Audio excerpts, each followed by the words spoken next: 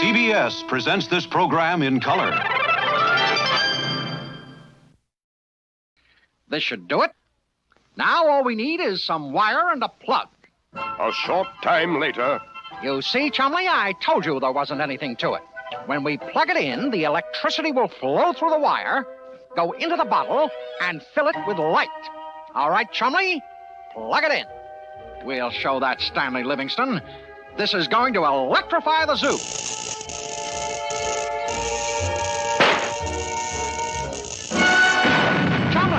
Chumley, are you okay? 1, 2, 3, time again for Tennessee Tuxedo and his tales. This portion presented by the Big G General Mills cereals, makers of Cheerios, the toasted oat cereal with Go. Come on and see, Tennessee Tuxedo. See, Tennessee Tuxedo. He will be parachuting for your pleasure, sailing seas in search of treasure, anything so he can measure up to man. That's Tennessee Tuxedo. A small penguin who tries but can't succeed, though he may fail. As he fights for fame and glory, still he tries in each new story tale.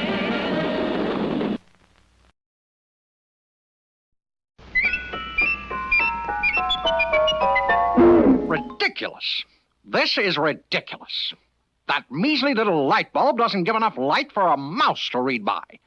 We've got to do something about it. You're absolutely right, Tennessee. How about if I give it a good yank and... No, Chumley, we can't pull the light down closer to the paper, but we can get the paper up closer to the light. Here, give me a hand stacking up these boxes.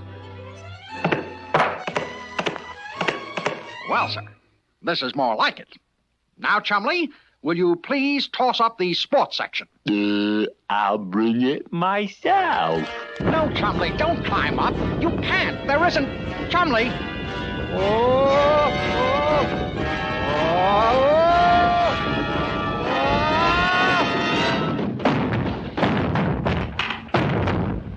Who turned off the lights? Turn on the lights. One of these days, Chumley, one of these days, we're going to have some decent light around here, or I'll know the reason why. Now, this log should make a good torch, Chumley. It's full of pine pitch. There. All right, Chumley. Switch on. Contact. That's more like it. Now, if you'll hand me the comic section, we can get down to some serious reading. Meanwhile, in his office, Stanley Livingston, director of the zoo, was putting the finishing touches on his favorite hobby. A model of the Empire State Building made entirely out of toothpicks. There, the final piece. After a whole year, finished at last. Now I'll just back up and take a look at it. Beautiful. Beautiful! Boss, hey, boss. 7, 8, 9, 10. Flunky! How many times have I told you not to come through that door without knocking? Now look what you've done to my model of the Empire State Building. Yeah, but boss, And stop calling me boss. I am not a boss. I am Mr. Livingston. But boss, Mr. Livingston, And one more thing, Flunky. Will you kindly remember to remove your hat in this office? Yes, boss, Mr. Livingston. Now, what was it you wanted to talk to me about? A fire, Mr. Livingston. Well, that's better, a fire. A fire? Yes, sir, Mr. Livingston. Where? Over there, Mr. Livingston, sir, in the Walrus and Penguin house. Oh, this is awful. Well, don't just stand there holding your hat, man. Call the fire department. Isn't this fine, Chumley?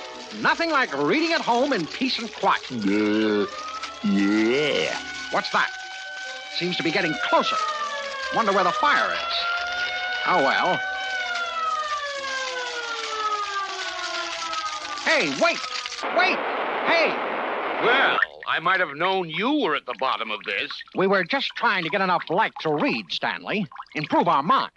The lights in this zoo are a disgrace. Read? Improve your minds? You're not supposed to read. You're a penguin and a walrus. Now let's have no more nonsense. Did you hear that, Chumley? Did you? I'll show him. I'll build our own electric light system. Tennessee Tuxedo will not fail. Yeah, you know as much about electricity as I do. Nothing. What do you mean I don't know anything about electric lights? What's there to know? An electric light is simply a little glass, a little wire, and a little electricity. Simple. Huh? Now let's get to work. First, we need something for the bulb. This should do it. Now all we need is some wire and a plug. A short time later. You see, Chumley, I told you there wasn't anything to it. When we plug it in, the electricity will flow through the wire, go into the bottle, and fill it with light. All right, Chumley, plug it in. We'll show that Stanley Livingston. This is going to electrify the zoo.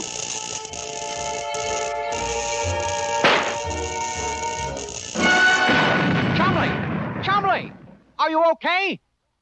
Something must have gone wrong. Yeah, wrong is right. We better go see the answer man. You're right. It's time to go see Mr. Whoopi. I'll bet it's that pesky penguin and walrus again. Come on, flunky. This seems like a very good time for us to go, Chumley. Follow me. We'll escape under cover of darkness. And you say there was a big flash and everything went black? That's right. So we want to know how to make a light. Well, we mustn't keep you in the dark about that, must we? Oh, no. I think this is a job for the three-dimensional blackboard. Now, where did I put it? In the closet, I guess.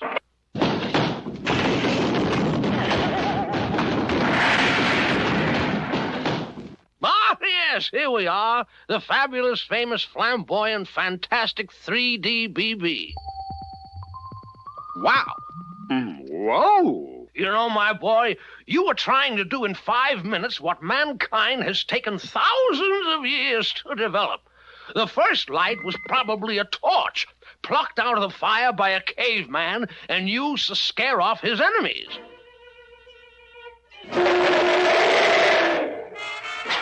But then, of course, you know all about torches, don't you? Oh, yes.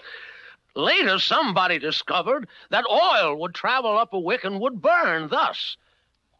And after that came candles, then kerosene lamps, then gas lamps.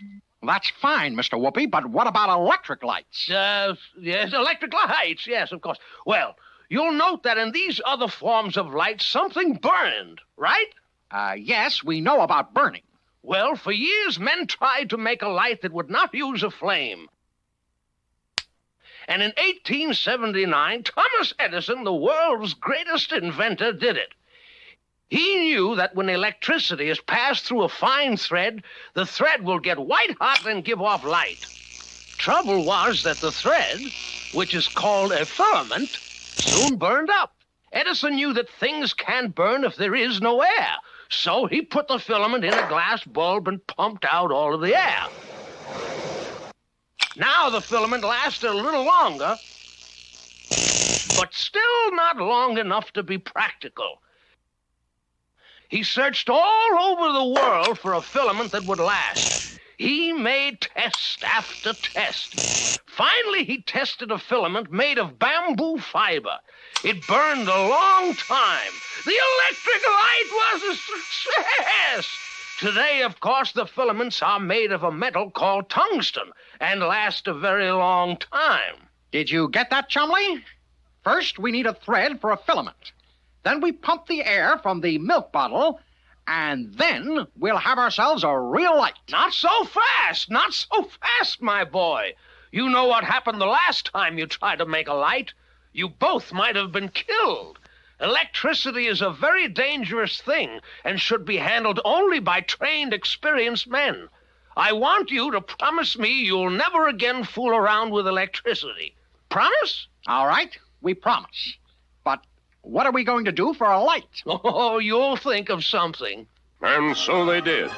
On the way back to the zoo, Tennessee got an idea, and quickly entering a certain store, came out with a large package. There now, Chumley. I'll just turn on this switch and all the light we need. Yeah, but why didn't you do this in the first place? Why didn't I do this in the first place? Chumley, don't be ridiculous. If I bought a lamp in the first place, we'd never have learned about torches, right? Uh-huh. We'd never have learned about oil lamps and candles and gas lights, right? Uh-huh. We'd never have learned about Thomas Edison and how the light bulb works, right? Right. Do you want to be ignorant all your life? Do you? Do you? Do you?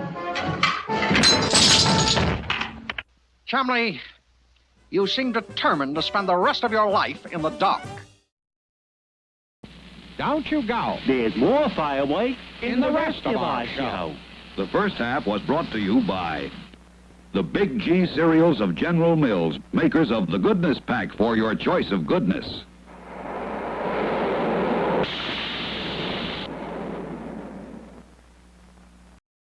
And now here comes Tennessee Tuxedo with more cartoon fun. 1, 2, 3, time again for Tennessee, Tuxedo and his tales. This portion presented by... Well, you need to know what makes this whole world go. Mr. Answer Man will do all he can to rescue Tennessee. Come on and see, Tennessee Tuxedo. See, Tennessee Tuxedo. Though he may fail, as he fights for fame and glory, still he tries in each new story tale. The Tennessee Tuxedo and his tale.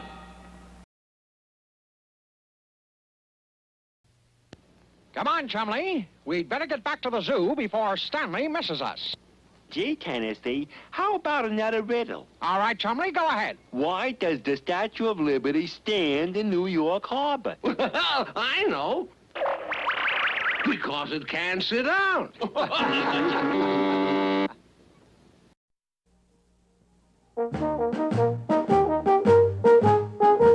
As our story opens, we find young Horace, the hunter's nephew, with a big problem.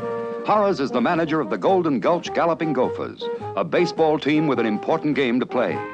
The problem was they were missing one player. What are we gonna do, Horace? We can't play those guys with only 8 men. Well, I got it. My uncle, the hunter. He'll play for us. Come on.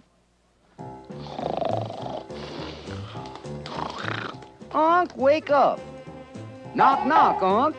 I say, guess who's here? Well, I'm at... Oh, it's you, Horace.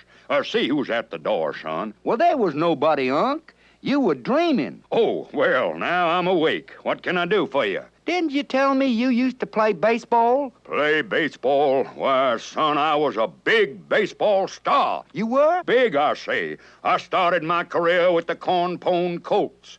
That was a farm team, son. Then I got traded to the Dixie Dodgers, who sold me to the Swanee River Swallows, who traded me to the Cotton Sox. And I played my last season with the Possum Hollow Giants. A great team, son. A great team. You a righty or a lefty, Unc? Righty or lefty, son. I'm surprised at you. I'm a southpaw.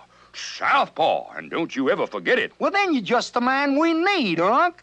We got a big game this afternoon, and we're short one player. Well, now, I can't do that, son. I got a lot of work I just remembered that I have to do, so I can't go. Okay, fellas. Unc says he'll play ball. Now, just a doggone minute there. And so it was that Horace gently persuaded his uncle, the hunter, to play ball for the Golden Gulch Gophers.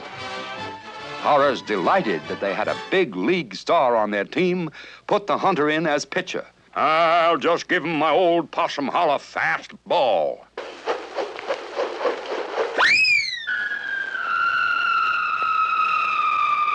I declare, that plate is further away than it was in Possum Hollow.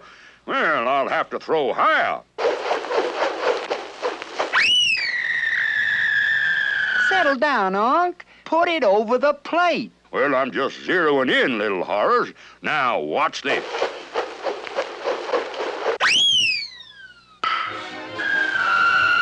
A home run! 1-0. And so Horace thought it wise to give the hunter a new position, catcher. Well, this ought to be a cinch for the mighty hunter. I can catch anything. Have glove, will catch. That's a joke, son. Play ball!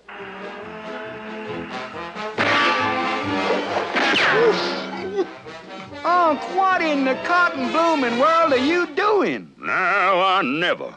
Little horrors, did you see that? He took a swing at me with that stick, son. A fella could get hurt that way. You better watch that, son. You the manager? Well, get this cuckoo out of here. And so the mighty hunter found himself playing shortstop. I got it. I say I got it. Now, where in the world? Oh.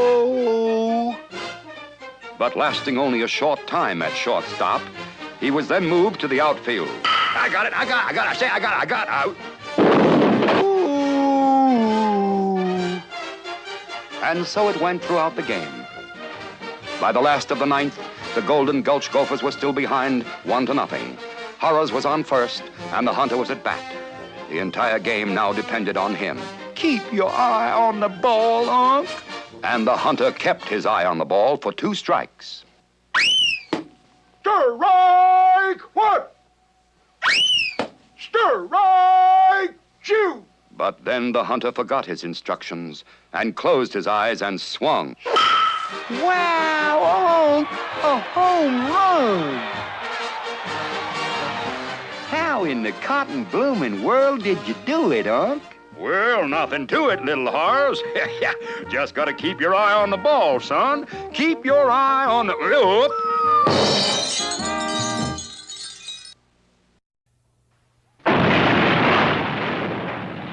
Hello, boys. Hi, Mr. Whoopi. I've got a riddle for the 3-dimensional blackboard. The 3D BB knows all. Okay. What has a head and a tail, but no body? That's easy. A penny, of course.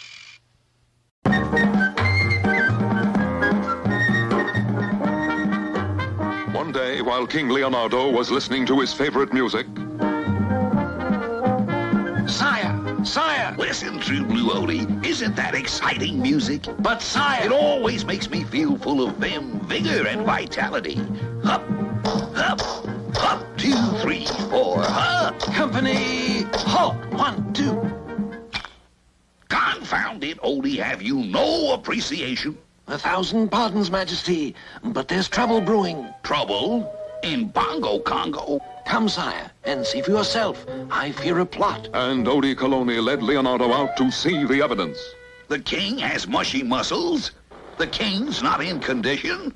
Well, that's the most unheard of thing I've ever heard of. Itchy brother is better built. Oh, so that's it. Yes, sire. I suspected them from the beginning. And the suspicions proved correct, for at that very moment... And I'm telling you guys that over in the US of A, all the big shots are taking 50-mile hikes to keep in shape, see? But King Leonardo is so soft, he couldn't walk a mile on a camel. But look at Itchy here. He's in great shape. Enough! I hereby challenge Itchy brother to a 100-mile hike. He accepts. But hey, Big, I can't. Why you? My boy's ready, Kings, eh? Just name the time. Tomorrow at dawn. And so the 2 contestants prepared for the 100-mile hiking race. The king got out his special hiking shoes, his hiking shorts, and the royal hiking stick. But preparations were somewhat different at the headquarters of Biggie and Itchy. Gee, Big, what do we do now? I can't hardly walk down to the store without getting, exhausted. How am I gonna hike 100, huh? Just shut up and follow me. A short time later, the 2 villainous villains arrived at the laboratory of Professor Messer, the man with 1,000 disguises. Hiya, Mess. Who you disguised as today? Achtung! Today I am Professor Werner von Schlock, the German genius. Was ist los, Schweinhund? We got a problem, Mess. Yeah, we gotta, win in a walk. And Biggie quickly outlined the problem. Ach, du lieber Augustin, I have here the very thing. Rocket-powered roller skates. Rocket-powered roller skates? Ist das nicht ein Rollerskate? Ja, das ist ein Rollerskate. Ist das nicht ein Rocket Power? Ja, das ist ein Rocket Power. Rollerskate? Rollerskate. Rocket Power? Rocket Power. Ein du schöner, Rollerskate. This is Biggie talking, see? Get that gadget going. Jawohl. First, we put them on the feet, and then we light the fuse so. They're not like rolling, man. Aye. 4, 3, 2, 1, blast off!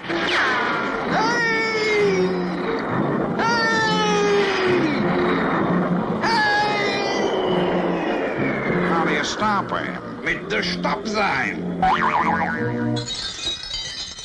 But Biggie was determined to find a way. Wunderbar und Gemütlichkeit, das ist it. The 7.5 League Boots mit der Springen in the Heels. Ist das nicht ein Jumping Boot? Ja, das ist ein Jumping Boot. All right, cut it, you guys. Now put those cloud hoppers on. Okay, Big, like, what do I do, Step outside with the wild blue yonder.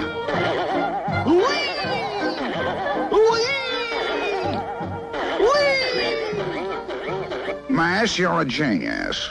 We'll make Kingsley look like he's walking backwards. Besides, I'm going to fix it so Kingsley never even gets to the finish line. Now, where's Itch? Now, listen, you overgrown grasshopper. Watch where you're going, see? Now, come on. Can Leonardo possibly win? We'll find out in the next episode, A Walk on the Wild Side.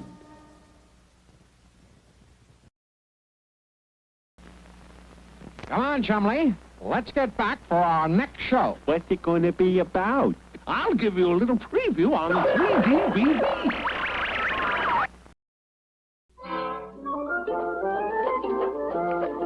Are you ready, Chumley?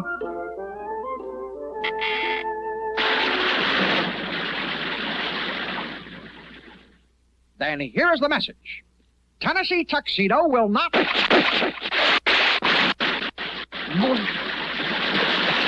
Chumley! When I get my hands on you,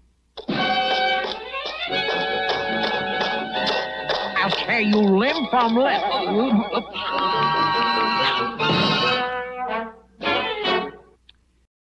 This portion of Tennessee Tuxedo and his Tales, presented by...